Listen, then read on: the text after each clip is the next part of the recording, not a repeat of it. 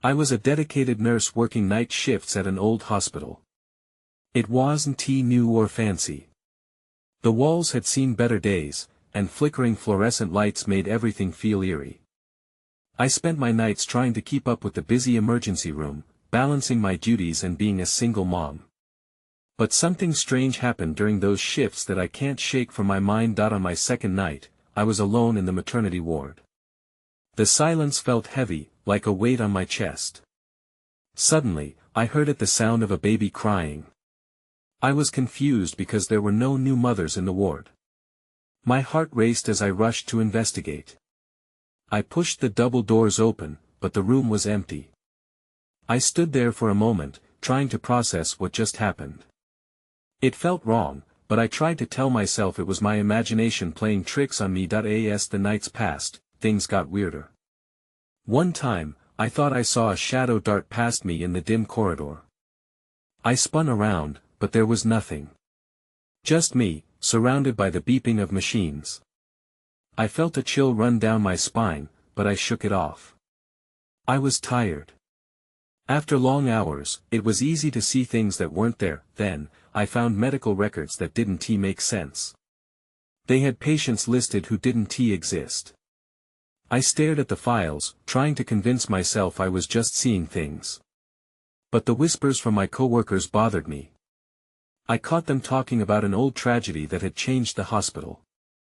They said something terrible happened in the maternity ward years ago. My curiosity nagged at me. One night, while restocking supplies, I heard the baby crying again. It echoed through the quiet halls. My heart pounded as I moved toward the sound. I felt compelled to go, even though every instinct told me to turn back. I peeked into the maternity room, but it was silent again. Too quiet. I stepped back, uneasy about the silence that seemed to press in on me. That night, I felt I was not alone. I started hearing whispers, soft and distant. I couldn't catch all the words, but I heard lost and never. I felt a deep chill creeping up my back. I turned and saw a figure at the far end of the hall, just standing there, staring at me. I couldn't see their face. My heart raced, but I knew I had to say something. "Are you okay?" I called out, my voice shaking. The figure didn't move. Without thinking, I blinked. When I opened my eyes again, they were gone. I stood frozen, scared, and confused. This wasn't normal. I didn't know if it was my mind playing tricks on me or if something sinister lurked in that hospital. I wanted to laugh it off, but I couldn't. I felt like I was being watched, and I couldn't shake the feeling that something hidden lay waiting for me in the darkness of those old hallways. The next night felt different. I didn't sleep much, restless thoughts swirling in my mind. I couldn't shake the image of that shadowy figure. My co-workers had noticed my unease, and some even offered me sympathetic glances as I arrived for my shift. I tried to tell myself it was all in my head. But deep down, I feared it wasn't. As I stepped into the hospital, the familiar scent of antiseptic filled my lungs. I braced myself for the chaos of the emergency room but was surprised to find it relatively calm. Maybe tonight would be easier. I spent the first part of my shift checking on patients and filing paperwork. But as the clock ticked past midnight, the atmosphere shifted again. I walked past the maternity ward, slightly drawn to it. That room always felt heavier than the rest. Just as I was about to pass, I heard the crying once more. It was sharper this time, tinged with a kind of desperation. I let out a shaky breath. Should I investigate? I knew I should avoid that room, but the sound pulled me in. I stepped through the doors, the chilling silence enveloping me again. I scanned the room, but it remained empty. As I turned to leave, something caught my eye. A small, worn-out teddy bear sat in the corner, one I recognized. It was an old toy I had seen in the ward before. I walked over, my curiosity overwhelming my fear. Who would leave a bear like that? Then, I noticed something else, a small piece of paper tucked under the bear. I pulled it out, my hands shaking. It had a name on it. Sophie. A date followed, one that sent a jolt through my body. It was the same date that my coworkers whispered about. The tragedy. I felt nauseous as the implications crashed over me. Who was Sophie? Maybe I should have left it alone. But I couldn't. What if there were answers in that name? I returned to the nurse's station, my heart racing. I needed to talk to someone, anyone, about Sophie. Maybe my fears could be laid to rest if I understood what happened. As I flipped through the files, I stumbled on another collection of records, this time about the maternity ward's previous patients. Scanning the names, my breath hitched. Sophie was there, marked as having been a stillborn. I couldn't believe it. Why were her records here, hidden away? My mind raced. Then the lights flickered, plunging the room into brief darkness. I felt the air grow cold, a chill that pierced through my scrubs. I glanced at the doorway, and there was the figure again, standing motionless. Panic surged inside me. I blinked, desperately hoping it was just fatigue. But it wasn't. I couldn't turn away. The figure stepped closer, and I heard the words clearly this time, "Help me." Before I could respond, the lights flickered back on fully, and the figure was gone. I stood frozen, fear clawing at my throat. I had to figure out what was happening. Sophie was trying to tell me something, and deep down, I knew I had to find out what. I didn't have much time. I needed answers, and they were hidden in the stories lost in this hospital. I took a deep breath, steadying myself. Time was slipping away, and I couldn't shake the feeling that I was being watched. I glanced around the nurse's station, ensuring that I was truly alone. A few shadows flickered at the edges of my vision, but I told myself it was just the dim hospital lights playing tricks on me that I needed to gather more information about Sophie. Maybe there was someone who could help. I decided to find Tanya, a seasoned nurse who had been at the hospital for years. She had seen everything. If anyone knew about Sophie, it would be her. I found Tanya in the break room, looking fatigued as she sipped her coffee. She looked up as I entered. "You look like you've seen a ghost," she joked, but the humor was thin. I hesitated. Could I even bring up Sophie without sounding crazy? I need to ask you something," I finally said, my voice barely above a whisper. "Do you remember a patient named Sophie?" She was a stillborn. Tanya's expression shifted. The lightheartedness faded. "Sophie. Yes, I remember. It was a tough situation. What happened?" I pressed, my heart racing. Why did her records end up hidden in the files? She looked away for a moment, as if the memory was painful. Her parents were devastated. They left the hospital soon after, but they couldn't let go of her. They used to come back at night. It's a sad story. Back at night? My mind raced.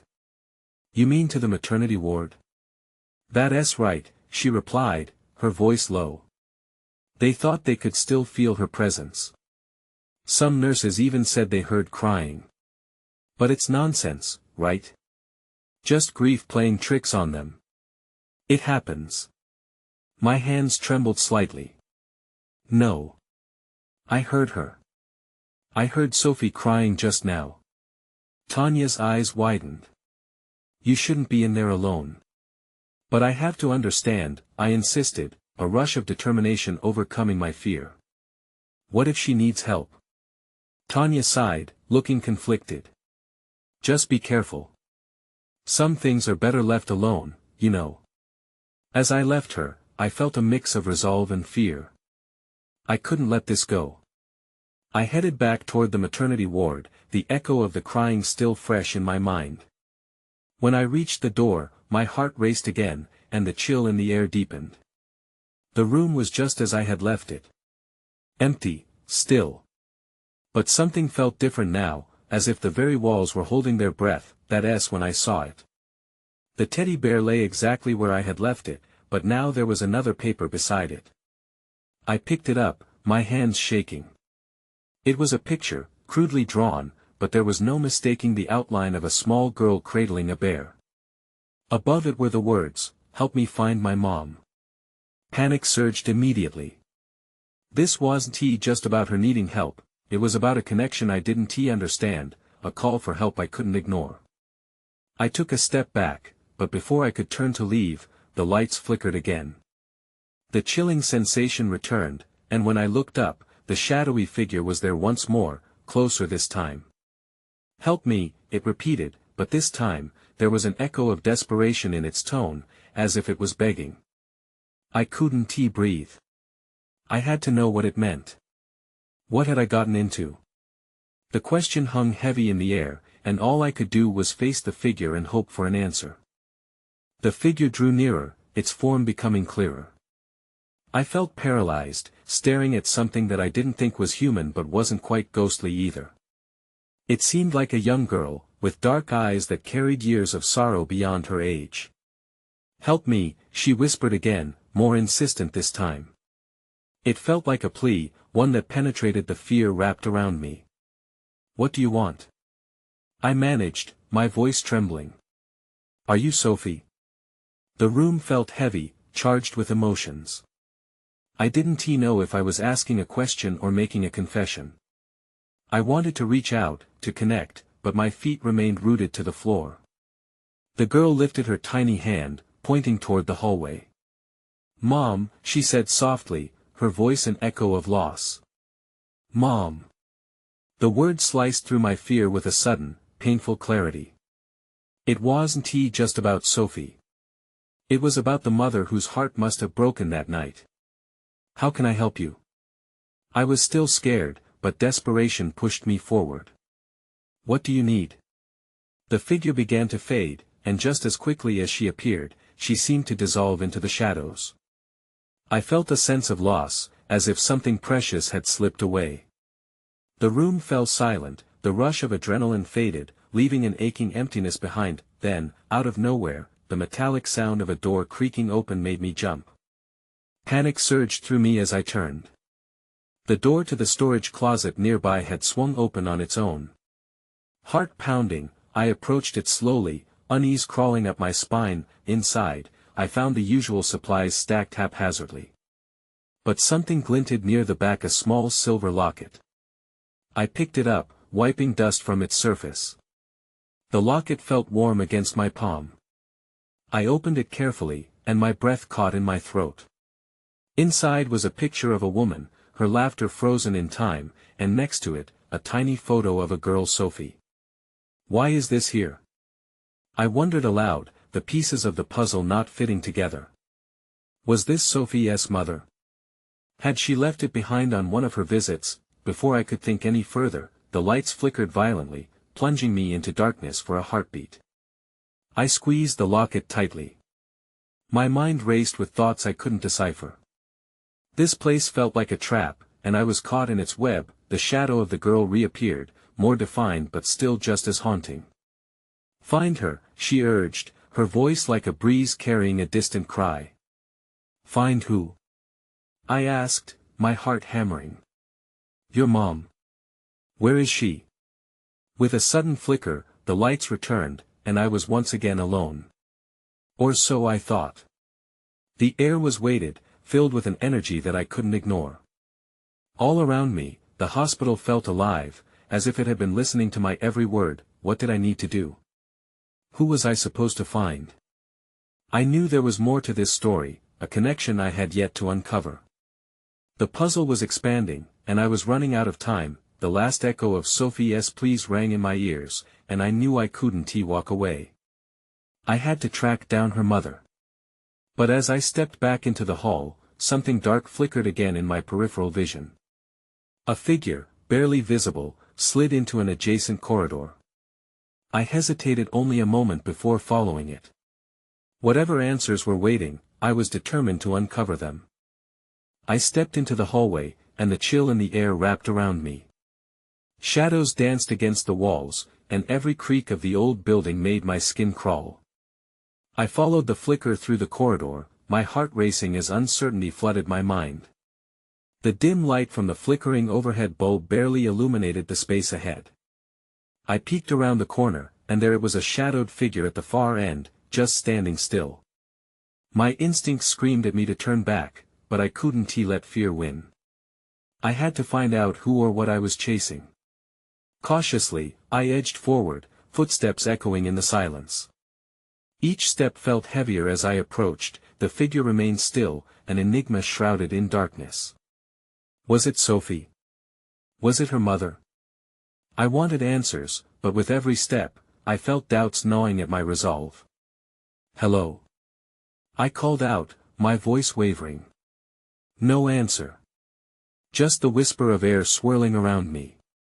Suddenly, the figure shifted and turned, revealing a familiar face. I gasped. It was a nurse I recognized, but she looked different. Her eyes were sunken, and her expression was blank, as if she were lost in another time. "Can I help you?" I managed, barely containing my shock. She didn't respond. Instead, her gaze drifted down the corridor, as though she were staring at something invisible. Panic bubbled up inside me. "Are you all right? What's wrong?" The nurse finally blinked and turned her head toward me. Her mouth moved, but no words came out. It was like she was trapped in a dream. I took a step back, unease washing over me. Before I could react, she pointed down the hall. I followed her gaze, but saw only emptiness. When I looked back at her, she had vanished, leaving me standing alone in a dark corridor. My heart raced. I felt like I had stepped into a nightmare. I squeezed the locket in my pocket, grounding myself. I remembered Sophie's voice. She needed help. I had to focus. Without thinking, I hurried in the direction the nurse had pointed. My breathing quickened. The door at the end of the corridor was slightly ajar, a faint light seeping through. I approached cautiously, my heart pounding. As I pushed the door open, I was hit with a wave of warmth. It opened into a room filled with memories, old photographs lining the walls, shelves crammed with toys, and a large bed in the center. It felt like a shrine, but for whom? Staring back at me from the wall was another photo of Sophie. This must have been her room. I stepped inside, drawn to a frame on the dresser. It was a family picture, Sophie, her mother, and a man I didn't recognize, all smiling brightly. The happiness felt so foreign against the heaviness of the moment. Then, from somewhere deep within the room, I heard something, a soft sobbing sound. My breath caught. It didn't belong to Sophie. It sounded like a woman's voice, filled with sorrow. "Mom." I called into the silence, but my voice trembled. I edged closer to the source of the sound, my pulse quickening. I had to find out who was crying. But just then, the room temperature dropped, and the light flickered ominously. "Help me!"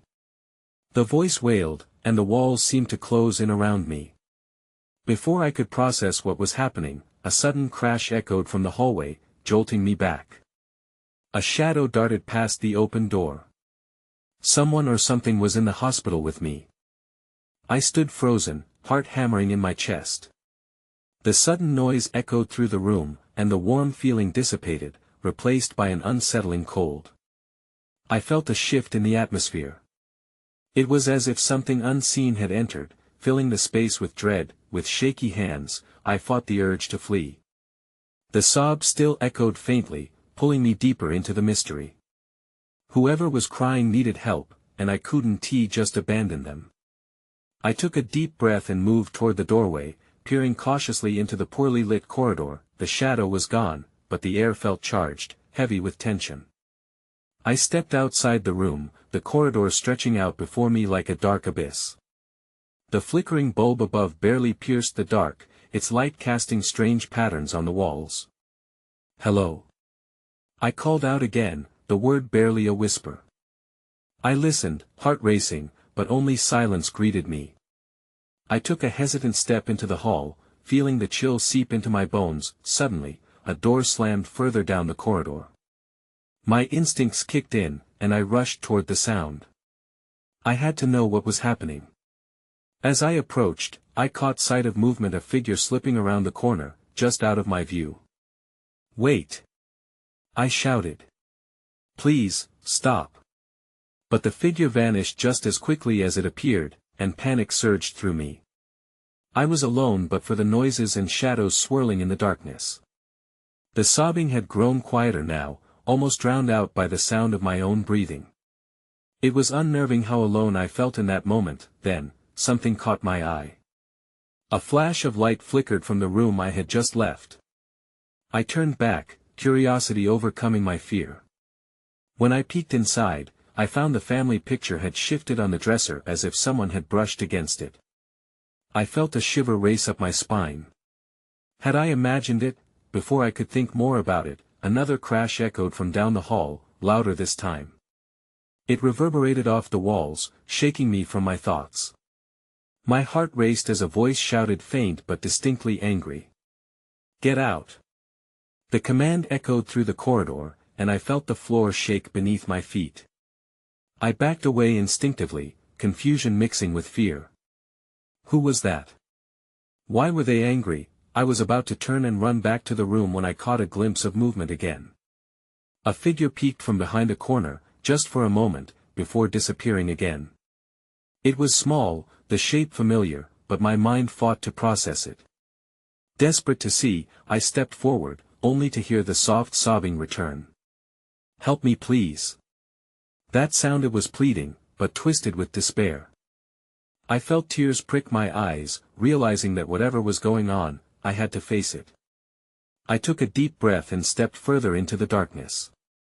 The shadows swirled around me, and I could feel the cold closing in. I pressed on, adrenaline sharpening my senses. I needed to find the source of that voice. And there it was again, the thump of footsteps, louder this time, right behind me. I spun around, the door to the room bursting open behind me, revealing nothing but darkness. Before I could comprehend, I caught a swift movement from my left. It was fast. A fleeting glance. Sophie. I whispered, my heart leaping hopefully. But when I turned to follow, the corridor exploded with blinding light, and everything went silent. I blinked, momentarily blinded by the light. It was bright, almost too bright, like a beacon in the depth of night. I shielded my eyes and took a hesitant step back. The silence that followed felt heavy, pressing against me. I could no longer hear the sobbing or the distant crashing. As my eyes adjusted, I found myself standing alone in the corridor again. The unsettling atmosphere returned, wrapping around me like a thick blanket. I turned in circles, expecting to see someone, anyone.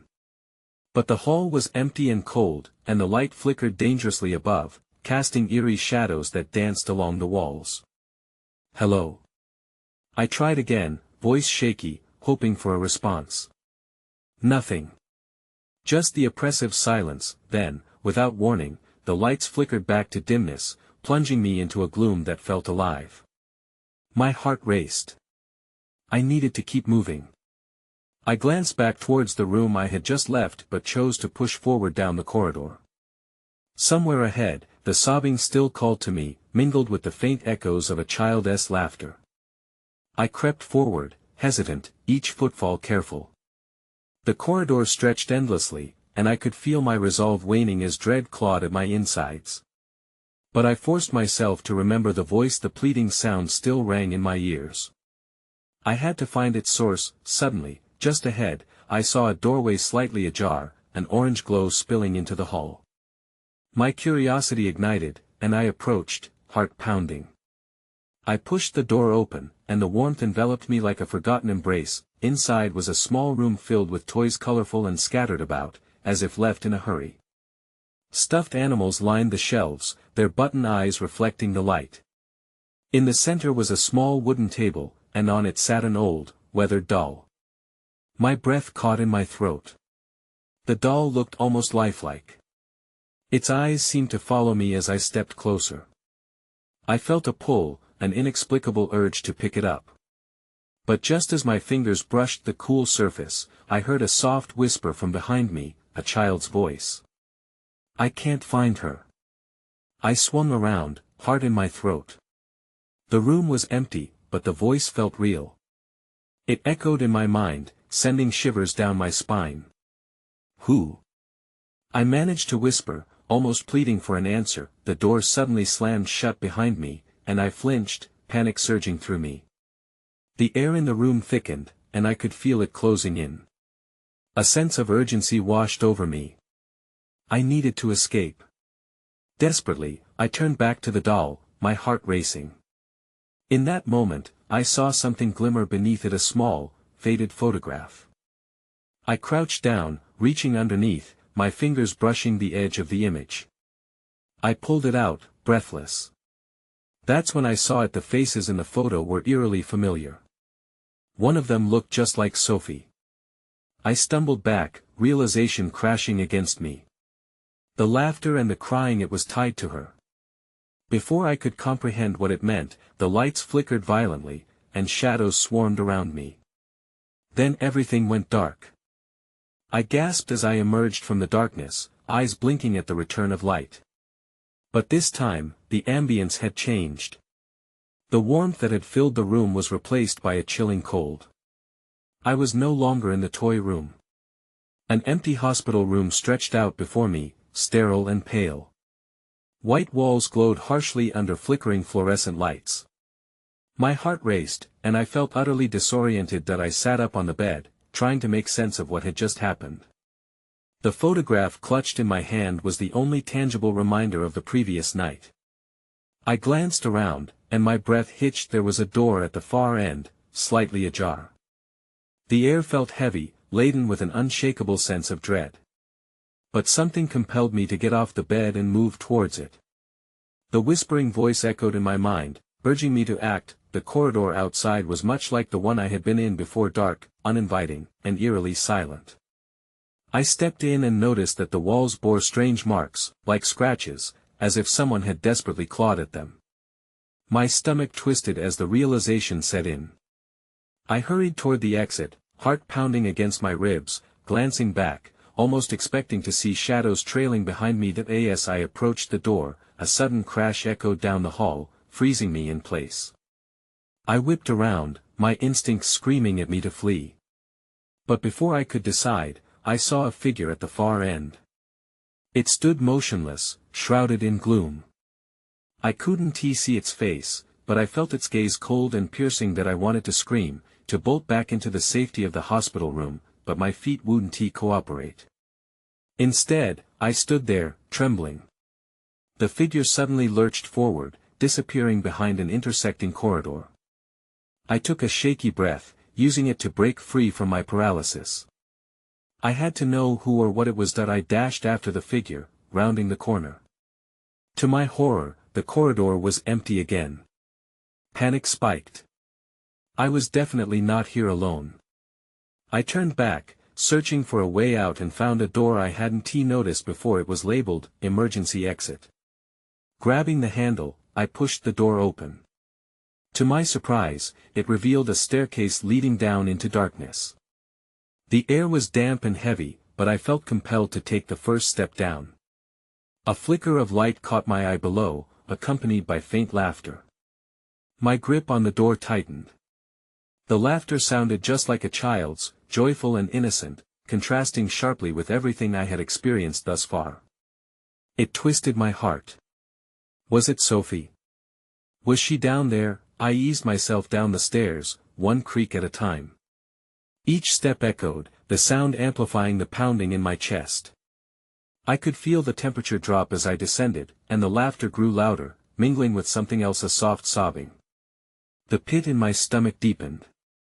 I had to see what lay at the bottom. As I reached the last step, I was just about to turn the corner when everything shifted again. Suddenly, the lights flickered out completely. The laughter stopped. Silence filled the space, dense and foreboding, and then I heard it, a soft voice right behind me, too close for comfort. I found her. I didn't need to turn around to know that whatever was behind me wasn't waiting for me to ask questions. I felt frozen in fear as I faced whatever lay in the darkness ahead. I barely had time to process the voice before a surge of adrenaline kicked in. I didn't turn, I couldn't. Instead, I focused on the darkness ahead of me, trying to find an escape, an exit from the horror mounting behind me. There had to be something. I forced my legs to move, picking up the pace and heading around the corner. The corridor was barely lit by a few flickering bulbs above. I could feel the cold air clinging to my skin, and that voice still echoed in my mind. I found her. Who had found whom? Was Sophie really here? My heart raced with questions and fears. Then I heard it. A soft scraping sound, like nails on metal. It cut through the silence, sending chills down my spine. My breath quickened, mingling with the cold air. I turned again, glancing over my shoulder, praying that I wouldn't see anything. But when my eyes caught the shadows, I saw something move just a flicker before it vanished. That I pressed onward, the floor beneath me damp and uneven. The sobbing had resumed, but now it sounded closer, more desperate. It was coming from a door a few feet away to my left. I hesitated, torn between the urge to help whoever was in pain and the overwhelming instinct to flee. I fought against the pull of curiosity. This was what any normal hospital should feel like. That I edged toward the door, feeling the handle under my hand. It was icy, almost as if it had been left open to the elements for far too long. I took a deep breath and yanked it open. The room inside was dark, illuminated only by a dim light bulb swaying overhead. It cast shadows that seemed to dance against the walls. On the floor, I saw a child, a little girl, curled up in a ball. My heart melted and twisted simultaneously. Sophie. I called, my voice heavy with uncertainty. She didn't respond, but the sobbing intensified. I stepped closer, kneeling beside her. It's okay. I'm here. But as I reached out to touch her shoulder, she flinched and looked up. Her face was twisted in fear, eyes wide and glistening with tears. You shouldn't be here, she whispered. You need to go. He's coming. Before I could ask who she meant, the lights flickered again, plunging us into darkness. Panic filled me. I scrambled back, my heart in my throat. Sophie, where do we go? Not that way, she said, her voice rising to a frantic whisper. He'll find us. The mention of he sent icy dread through me. I turned back toward the door, the one I'd just come through, but it was gone. I was trapped. As the breaths of both Sophie and I grew heavier, the shadows in the room seemed to thicken, coalescing into shapes. I could feel a presence creeping in, something dark and foreboding. I needed to escape, but how? My head spun, and the realization hit me like a ton of bricks. I wasn't just looking for Sophie, I was being hunted. Just then, I heard a low growl, a noise that was all too familiar. My blood ran cold. Whatever was in the darkness was closer than I thought. I found you, it hissed, echoing the voice from before. That I had no choice but to sprint back into the corridor. But this time, I wouldn't be alone. Sophie's hand found mine, and together, we bolted into the unknown, the clutches of something sinister hot on our heels.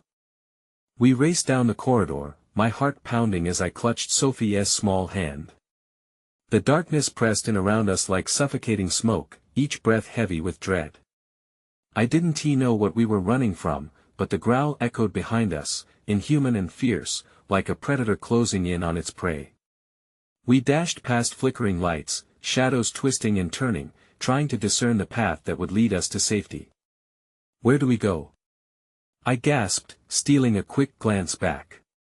Sophie's expression was a mask of terror, but her gaze was fixed ahead, unwavering.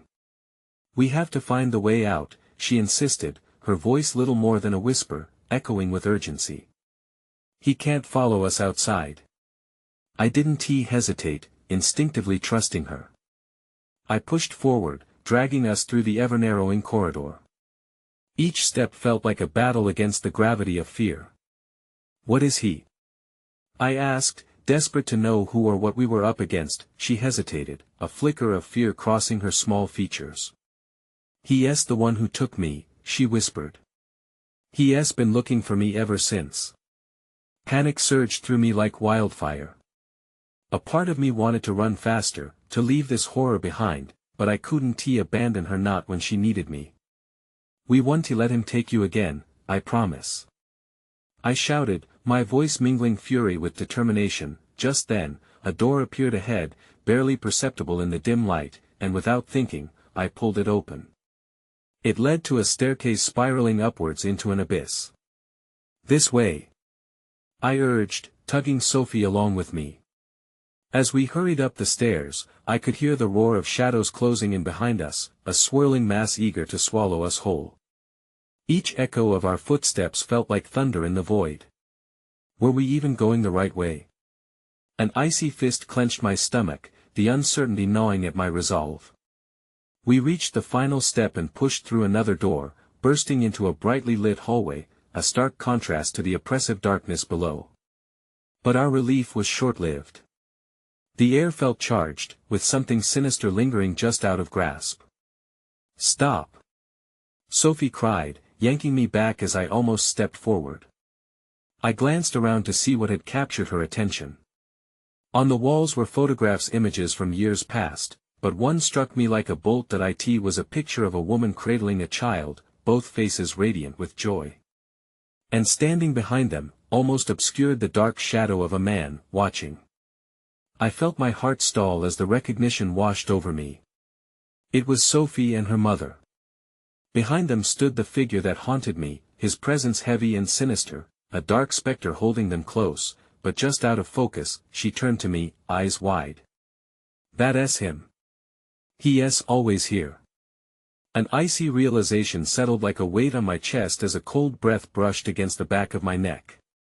I turned slowly. The air warped around us, swirling as the darkness split open. The figure emerged, obscured by shadows but looming larger than life. A grin stretched unnaturally across his face, teeth glinting in the light like daggers. Did you think you could escape me? He hissed, the air trembling with his voice. Sophie grabbed my hand tighter, and I instinctively pulled her behind me. You can't have her. The figure laughed, a chilling sound echoing through the hallway. I have waited so long. You cannot protect what is mine.